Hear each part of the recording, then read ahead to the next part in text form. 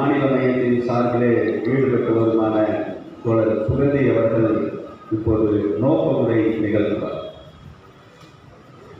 தமிழ்நாடு தீண்டாமை ஒழிப்பு முன்னணி சார்பாக நடைபெற்றுக் கொண்டிருக்கின்ற இந்த மாநாட்டினுடைய தலைவர் அருமை தோழர் சாமிநாதன் அவர்களே, இந்த மேடையிலே அமர்ந்திருக்கின்ற அருமை தலைவர்களே, பல்வேறு பகுதிகளில் இருந்து இந்த மாநாட்டிலே கலந்து கொண்டிருக்கின்ற அருமை நண்பர்களே, தோழர்களே, அனைவருக்கும் தமிழ்நாடு தீண்டாமை ஒழிப்பு முன்னணியுடைய மாநில குழு சார்பாக எனது புரட்சிகரமான மாலை நேர வணக்கங்களை தெரிவித்துக் கொள்கிறேன்.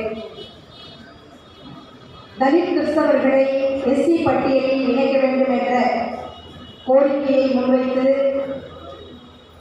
இந்த தலித் கிறிஸ்தவர்களுக்கான இந்த வாழ்வுரிமை மாநாட்டை நடத்த வேண்டும் என்று சொல்லி தமிழ்நாடு தீண்டாமை ஒழிப்பு முன்னணி முடிவு செய்து, அதிலும் குறிப்பாக இந்த செங்கல்பட்டு மாவட்டத்தை தேர்ந்தெடுத்த போது இந்த மாவட்டத்திலே இருக்கின்ற பல்வேறு சபைகளை சார்ந்த அருட் சகோதரர்கள் இந்த மாநாட்டை நடத்துவதற்கு எங்களுக்கு பேராதரவு கொடுத்தார்கள்.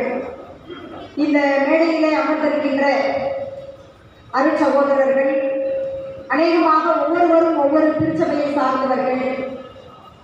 ஆர்சியிலிருந்து வந்திருக்கிறாங்க, சிஎஸ்ஐலிருந்து வந்திருக்கிறாங்க, டிஎல்சியிலிருந்து வந்திருக்கிறாங்க, பெந்தைகோஸ்டிலிருந்து வந்திருக்கிறாங்க, அப்போஸ்தல சபையிலிருந்து வந்திருக்கிறாங்க. இது போன்று பல்வேறு திருச்சபைகளிலிருந்து இந்த மாநாட்டிற்கு தங்களுடைய பேராதரவை இந்த அருட் சகோதரர்களும் இந்த சபை சார்ந்தவர்களும் எங்களுக்கு கொடுத்தார்கள். பொதுவாக இந்திய அரசியலமைப்பு சட்டத்தில் 3வது பிரிவு 25லிருந்து 28வது பிரிவு வரை, அதாவது ஒரு இந்திய தேசத்திலே பிறந்த ஒவ்வொரு குடிமகனும் தான் விரும்பிய மதத்தை தழுவலாம், வழிபடலாம், அதற்குரிய உரிமையை இந்த இந்திய அரசியலமைப்பு சட்டம் கொடுக்கின்றது. அந்த அடிப்படையில் தான் இந்திய தேசத்திலே இருக்கின்ற இந்த ஒரு மதசார்பற்ற நாட்டிலே ஒவ்வொருவரும் அவர்களுக்கு பிடித்த மதத்தை இன்றைக்கு இணைந்து அந்த மதத்தை வழிபட்டுக் கொண்டிருக்கிறார்கள். இறை வழிபாட்டை அவரவர்கள் தேர்ந்தெடுக்கின்றார்கள். அந்த உரிமையை இந்திய அரசியலமைப்பு சட்டம் கொடுத்திருக்கிறது. ஆனால் இன்றைக்கு நாம் வைக்கின்ற இந்த கோரிக்கையை பொறுத்தவரையிலே இந்திய அரசியலமைப்பு சட்டம் இந்தியாவில் இருக்கின்ற ஒவ்வொரு குடிமக்களுக்கும் கொடுக்கின்ற உரிமையை பறிக்கின்ற அடிப்படையில் கடந்த கால ஏற்பாடு இருந்திருக்கின்றது என்பதைத்தான் நாம் இங்கு பார்க்க வேண்டியிருக்கின்றது. ஏனென்றால் தலித் கிறிஸ்தவர்களை இன்றைக்கு வரை கிட்டத்தட்ட 70 ஆண்டு கால போராட்டம் இந்தியாவிலே நடந்து கொண்டே இருக்கின்றது. தலித் கிறிஸ்தவர்களை இன்றைக்கும் பட்டியலிடத்தில் எஸ்சி பட்டியலில் இணைக்காத ஒரு அவலமான நிலைமை. அதாவது திருமறையில ஒரு வசனம் இருக்கு. அந்த வசனம் நாங்கள் யூதர் என்றும் கிரேக்கர்கள் என்றும் அடிமைகள் என்றும் சுவாதீனர்கள் என்றும் ஆண் என்றும் பெண் என்றும் இல்லை, நீங்கள் எல்லாரும் கிறிஸ்து இயேசுக்குள் ஒன்றாய் இருக்கிறீர்கள் என்று திருமறையில் ஒரு வசனம் இருக்கின்றது. எனவே எந்த விதமான வேறுபாடும் இல்லாமல் கிறிஸ்தவம் சொல்கின்ற இந்த அன்பின் அரவணைப்புக்குள் வந்த தலித் மக்கள் இன்றைக்கு இந்த சமூகத்தில் எப்படி பார்க்கப்படுகின்றார்கள் என்பதை நாம் களத்திலே ஏராளமான அனுபவங்களின் மூலமாக நாம் பார்க்கிறோம். ஏனென்றால் தமிழ்நாடு தீண்டாமை ஒழிப்பு முன்னணி தமிழகம் முழுவதிலும் எண்ணற்ற கிராமங்களில் நடக்கின்ற சாதிய ஒடுக்குமுறைக்கு எதிராக தன்னுடைய போராட்டத்தை நடத்தி வந்து கொண்டிருக்கின்ற ஒரு இயக்கம்.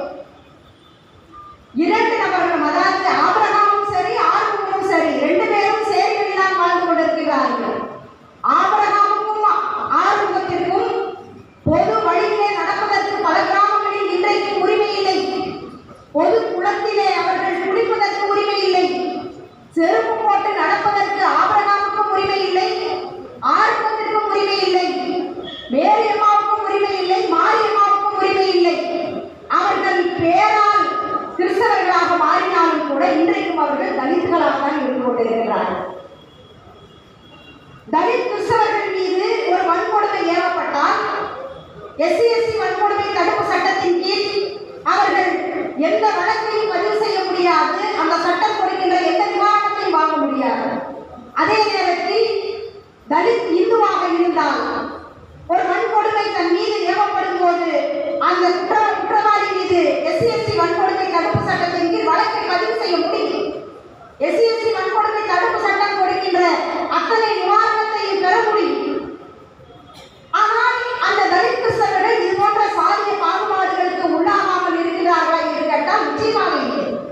அது தமிழகம் முழுவதிலும், இந்தியா முழுவதிலும் நான் சொன்னது போல அது ஆபிரகாமாக இருந்தாலும் ஆறுமுகமாக இருந்தாலும் அவர்கள் ஒரே மாதிரியாகத்தான் இந்தியா சாதிய கட்டமைப்பில் பார்க்கப்படுகிறார்கள். எனவேதான் அது மட்டுமல்ல, இந்தியாவிலே தலித் மக்களுக்கான எந்த விதமான அளவு கல்வியாக இருந்தாலும் சரி, கல்விக்கான உரிமை, வேலை வாய்ப்பிற்கான உரிமை, வேலை வாய்ப்பிலே வயது வரம்பிலே தளர்வு, ஏன் 6 மாத வாங்குற லோன் உட்பட எதையுமே தலித் கிறிஸ்தவர்கள் வாங்க முடியாது. பட்டியலின மக்களுக்கு கொடுக்கின்ற அந்த உரிமையை தலித் கிறிஸ்தவர்களால் வாங்க முடியாது. எனவேதான் தலித் கிறிஸ்தவர்களை பட்டியலினத்திலே சேர்க்க வேண்டும் என்ற கோரிக்கையை தமிழ்நாடு தீண்டாமை ஒழிப்பு முன்னணி துவங்கிய காலம் முதல் இன்றைக்கு போராடி கொண்டிருக்கிறது. மார்க்சிய கம்யூனிஸ்ட் கட்சி தொடர் போராட்டத்தை இந்தியாவிலே முன்னெடுத்துக் கொண்டிருக்கின்றது. 1990 டெல்லியிலே ஒரு மிகப்பெரிய போராட்டம், அதே போல 2012ஆம் ஆண்டு மார்க்சிய கம்யூனிஸ்ட் கட்சியினுடைய கோழிக்கோடு மாநாட்டிலே ஒரு தீர்மானம் நிறைவேற்றப்பட்டிருக்கின்றது. அந்த தீர்மானம் என்ன? தலித் கிறிஸ்தவர்களை பட்டியலினத்திலே இணைத்து அவர்களுடைய எண்ணிக்கைக்கு ஏற்றபடி இந்த SC-க்கான ஒதுக்கீட்டையும் உயர்த்த வேண்டும் என்ற தீர்மானத்தை மார்க்சிய கம்யூனிஸ்ட் கட்சி முன்மொழிந்ததோடு மட்டுமல்லாமல் தொடர்ந்து இந்த கோரிக்கையை முன்வைத்து மார்க்சிய கம்யூனிஸ்ட் கட்சியின் ஒவ்வொரு கிளைகளும் போராட வேண்டும் என்ற அறைகூவலை கோழிக்கோடு மாநாடு இந்தியா முழுவதிலும் கொடுத்திருக்கிறது. ஒரு கட்சி தன்னுடைய கிளை வரை இந்த போராட்டத்தை நடத்த வேண்டும் என்று அறைகூவல் கொடுத்திருக்கின்றது என்று சொன்னால் நிச்சயமாக அது மார்க்சிய கம்யூனிஸ்ட் கட்சியாக மட்டும்தான் இருக்க முடியும் என்பதை இந்த நேரத்தில் நாம் பெருமையோடு பார்க்க வேண்டியிருக்கிறது. இந்த கோரிக்கையை தொடர்ந்து நாம் முன்னெடுக்க வேண்டியிருக்கிறது.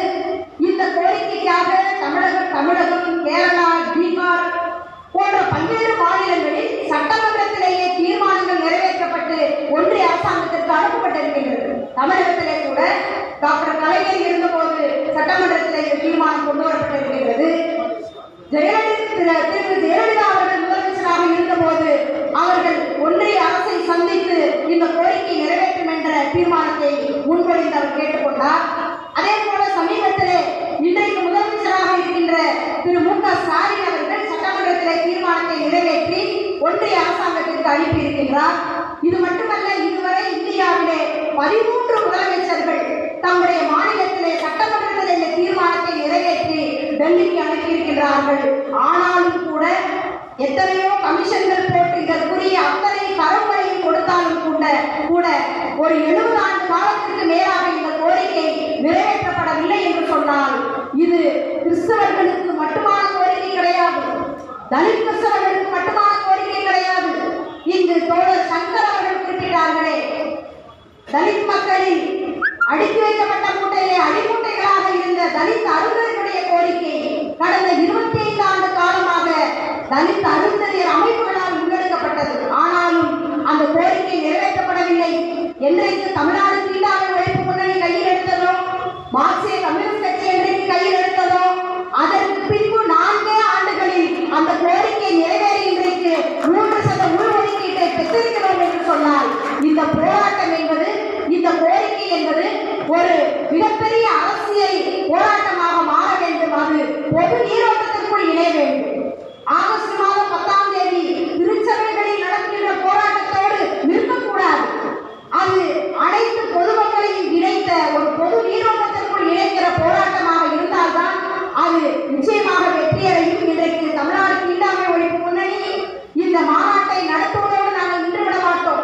தொடர்ந்து தமிழகத்திலே இருக்கின்ற அனைத்து மக்களையும் இணைத்து, அது தலித் மக்களாக இருந்தாலும், பிற்படுத்தப்பட்ட சமூக மக்களாக இருந்தாலும், உழைக்கும் மக்கள் அனைவரையும் இணைத்து இந்த கோரிக்கையை வென்றடையும் வரை நாங்கள் போராடுவோம் என்பதை இந்த நேரத்தில் தெரிவித்துக் கொண்டு இந்த மாநாட்டிற்கு ஆதரவு தெரிவித்த அனைவருக்கும் நன்றியை கூறி நிறைவு செய்கிறேன். நன்றி, வணக்கம்.